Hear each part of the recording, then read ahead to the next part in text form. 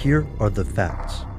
Facebook is enormous. As of 2012, there are more than 800 million members. Each day, millions of people log in for an average of 20 minutes to share their thoughts, locations, and more.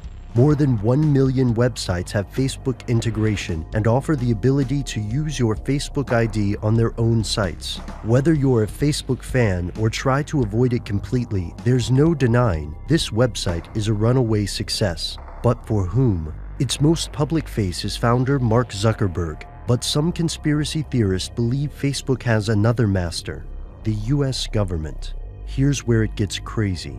The conspiracy claim is this, that Facebook is either a front for or in cahoots with DARPA, the NSA, or the CIA, and that they use this site to obsessively monitor the online activity of Facebook members. So why do people believe the story?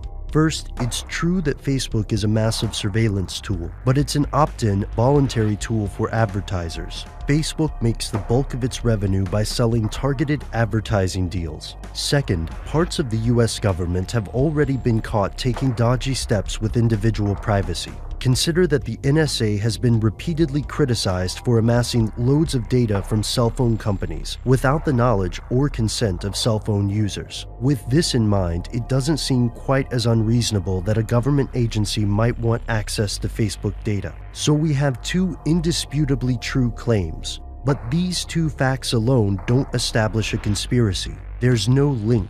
For theorists, that connection is found in the story of investors Peter Thiel and James Breyer. Both men invested when Facebook was in its infancy. Thiel, the founder of PayPal, gave Facebook $500,000 in 2004. Breyer came along in 2005. His venture capital firm invested around $12.7 million, and he personally invested $1 million. James Breyer was formerly a board member of a company called In-Q-Tel, which works to accelerate the intelligence community's access to cutting-edge technology.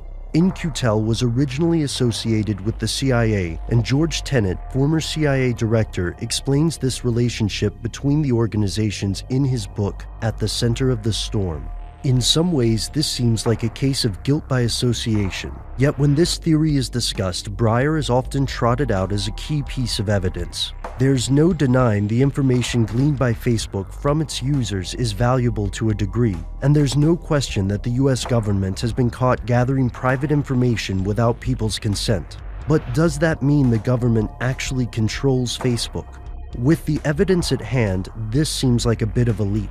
But here's the frightening thing.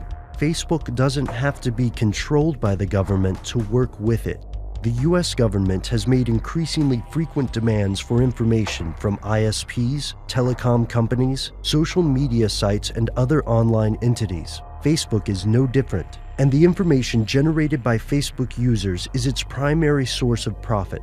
Facebook has every motivation to increase the amount of information created, and they haven't wasted any time.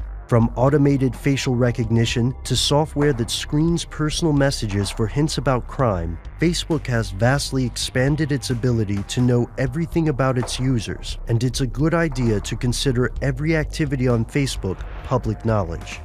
Whether Facebook works for the government or simply sells your personal information, the questions remain.